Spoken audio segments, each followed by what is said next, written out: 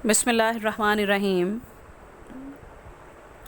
Dear listeners and students, Assalamu alaikum.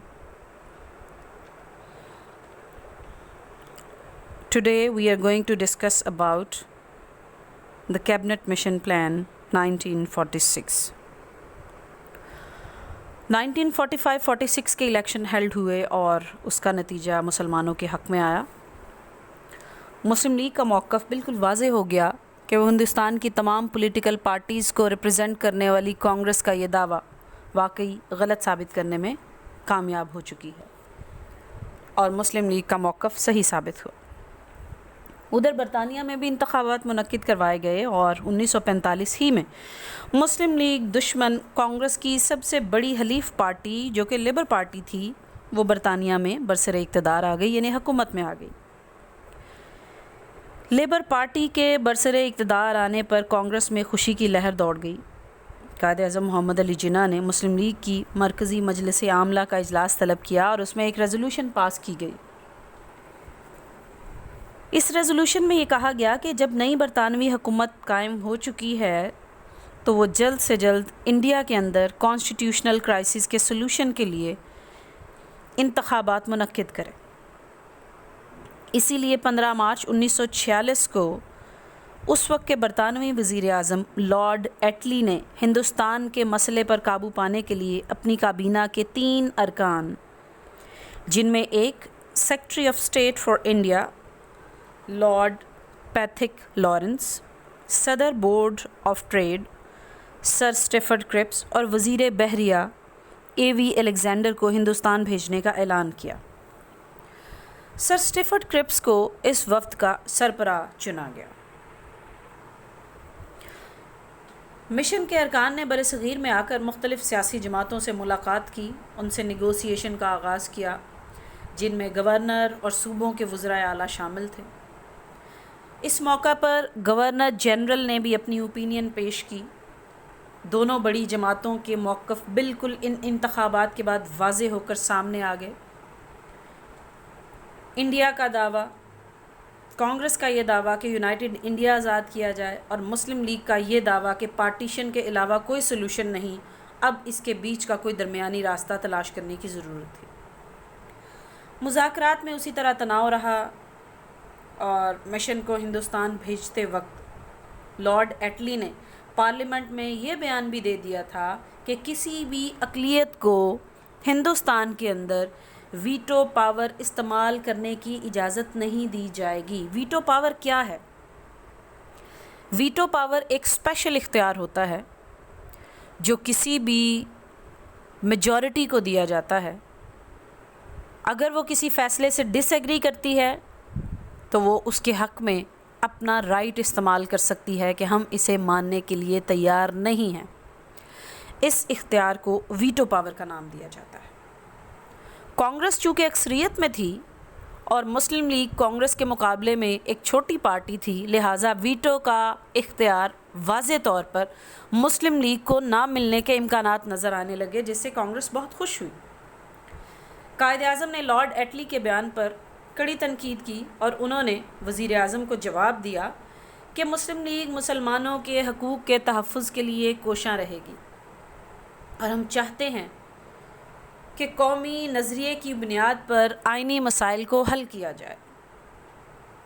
आपने वाज़े किया कि बरसगीर एक मुल्क नहीं है और ना ही किसी एक कौम का वतन है। मुसलमान इस मुल्क के अंदर एक जुदागाना तशख़्ख़ुस रखते हैं, एक सेपरेट आइडेंटिटी रखते हैं, इसलिए उन्हें अपने मुस्तक़बिल का फ़ैसला करने का पूरा हक़ हासिल है। इस मौका पर काबीना मिशन के जो बुनियादी मकासद थे वो क्या थे?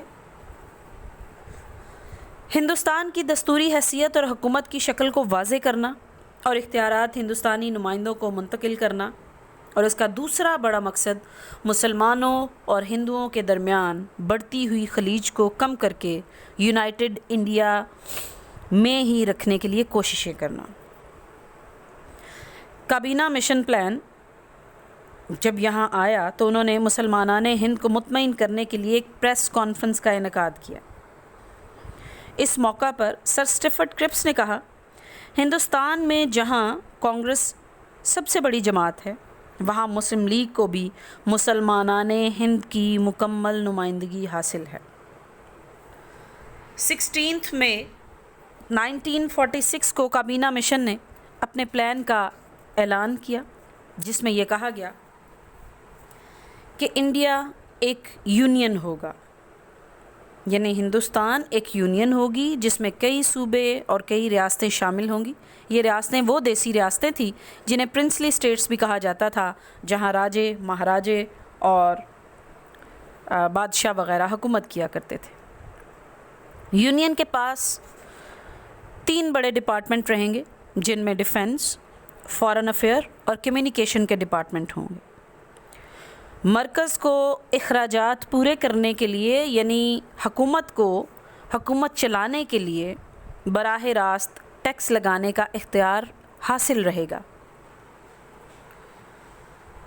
اسی طرح یہ بھی کہا گیا کہ اس موقع پر صوبائی گروپس جو ہیں انہیں تشکیل دیا جائے گا، جو کہ 3 گروپس میں ڈیوائیڈ کیے جائیں گے۔ گروپ اے میں مدراس، بامبے، سی پی، central province, U P, Uttar Pradesh, بہار اور اڑیسہ کے ہندو اکثریتی صوبے شامل ہوں گے۔ گروپ بی میں پنجاب، سندھ اور سرحد شامل ہوں گے، جو کہ مسلمانوں کے اکثریتی علاقے تھے۔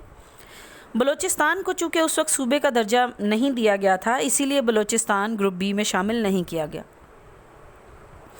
گروپ سی میں ایسے صوبے رکھے گئے جن میں مسلمان اور ہندو دونوں مکس کمیونٹی موجود تھیں، اور اس میں بنگال اور آسام کے صوبے شامل تھے۔ اسی طرح یہ کہا گیا کہ ایک آئین ساز اسمبلی منتخب کی جائے گی، اور مرکزی آئین ساز اسمبلی پورے برصغیر کے لیے آئین کی تشکیل کا کام سر انجام دے گی۔ جب مرکز میں آئین بن جائے گا تو تینوں صوبائی گروپس کو یہ اختیار حاصل ہوگا کہ وہ بھی اپنے لیے آئین تیار کریں۔ ایک انٹرم گورنمنٹ، ایک عبوری حکومت فوری طور پر قائم کی جائے گی، جس کو ہم عارضی حکومت کا نام دیتے ہیں۔ یہ حکومت اس لیے قائم کی جاتی ہے کہ جب تک کسی بھی ملک کا آئین تیار نہیں ہوتا، نئی گورنمنٹ فارم نہیں ہوتی، تب تک یہ انٹرم گورنمنٹ ملک کا انتظام و انصرام سنبھالے گی۔ یہ حکومت ہندوستان کے آئین کی تشکیل تک پورے ملک کا انتظام چلائے گی۔ عبوری حکومت میں بڑی سیاسی جماعتوں کے نمائندے شامل ہوں گے، اور یہ تمام کے تمام نمائندے مقامی، یعنی ان کا تعلق انڈیا سے ہوگا۔ کوئی بھی انگریز اس کابینہ کا حصہ نہیں ہوگا۔ مرکزی آئین بننے اور عارضی حکومت کے قیام کے بعد اگر کوئی صوبہ ضروری سمجھے تو وہ گروپ اے سے بی میں یا بی سے سی میں ٹرانسفر ہو سکتا ہے۔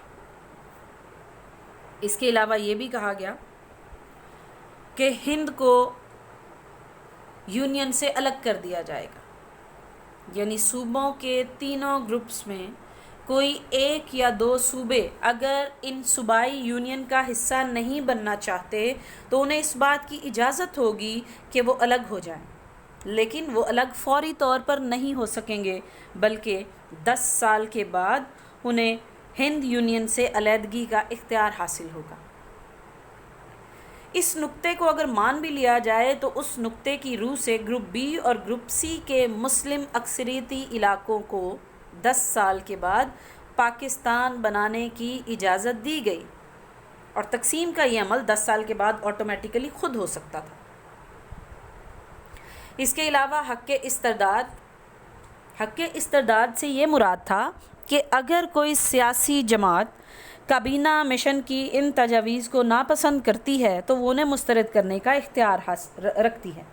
البتہ عبوری حکومت میں شامل ہونے کا اختیار صرف اسی سیاسی جماعت کو ہوگا جو ان تجاویز کو مکمل طور پر تسلیم کرے گی۔ اس موقع پر مختلف سیاسی جماعتوں نے اپنا رد عمل دیا، جس میں سب سے پہلے کانگریس نے اپنا رد عمل کچھ یوں دیا کہ ہندو حلقوں میں اس بات کی غلط فہمی کے باعث کہ کابینہ مشن منصوبے میں ہندوستان کو تقسیم ہونے سے بچا لیا گیا ہے اور منصوبے میں مطالبہ پاکستان کا کہیں بھی ذکر نہیں ہے، بہت خوشی کا اظہار کیا گیا۔ اس کے برعکس مسلم لیگ نے مطالبہ پاکستان سے دستبردار ہوئے بغیر اس منصوبے کو تسلیم کر لیا۔ جب مسلم لیگ نے اس منصوبے کو تسلیم کیا تو اس سے ہندوؤں کی حالت کچھ اور ہو گئی اور آل انڈیا کانگریس کمیٹی اور کانگریس ورکنگ کمیٹی کے درمیان اختلافات کا سلسلہ شروع ہو گیا۔ ہندو پلان کو مسترد کرنے کے لیے ہاتھ پاؤں مارنے لگے۔ اس موقع پر مسلم لیگ نے اپنی مجلس عاملہ کا اجلاس بلایا۔ کافی غور و خوض کے بعد مطالبہ پاکستان کے موقف سے دستبردار ہوئے بغیر کابینہ مشن پلان کو ماننے کا اعلان کیا گیا۔ کیونکہ آل انڈیا یونین 3 گروپوں پر مشتمل ہونا تھی اور انہیں پہلے 10 سال علیحدگی کا اختیار حاصل نہیں تھا، مگر 10 سال کے بعد وہ الگ ہو کر پاکستان بنا سکتے تھے۔ کابینہ مشن پلان کو ان تمام باتوں کے باوجود کانگریس نے رد کر لیا، جبکہ مسلم لیگ نے منظور کر لیا۔ کابینہ مشن پلان کی شرائط کے مطابق عارضی حکومت، عبوری حکومت یا انٹرم گورنمنٹ بنانے کی دعوت اب مسلم لیگ کو ملنی چاہیے تھی، جس نے اس کابینہ مشن پلان کو مانا تھا، کیونکہ انگریزوں کی یہی شرط تھی کہ جو بھی سیاسی جماعت اس مشن کی تجاویز کو تسلیم کرے گی اسے عبوری حکومت بنانے کی دعوت دی جائے گی۔ اس لیے اصولاً عبوری حکومت بنانے کی دعوت مسلم لیگ کو ملنی چاہیے تھی، مگر حکومت نے عبوری حکومت یا انٹرم گورنمنٹ بنانے کی دعوت کانگریس کو دے دی۔ چونکہ خود انگریزی حکومت نے اس منصوبے کی خلاف ورزی کی اور اپنے وعدے سے مکر گئے کہ صرف وہی سیاسی جماعت انگریزوں کے ساتھ مل کر عبوری حکومت بنائے گی جو اس منصوبے کو تسلیم کرے گی۔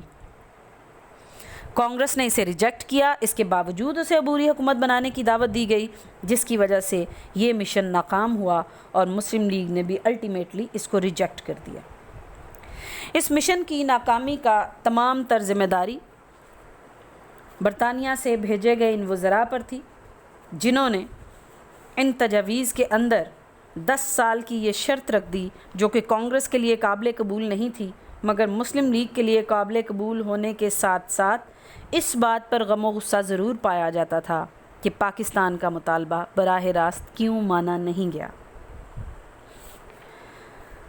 ڈیئر اسٹوڈنٹس، اگلی کلاس میں ہم انشاءاللہ اپنے نیکسٹ ٹاپک کو ڈسکس کریں گے۔ اپنا بہت خیال رکھیں۔ اللہ حافظ۔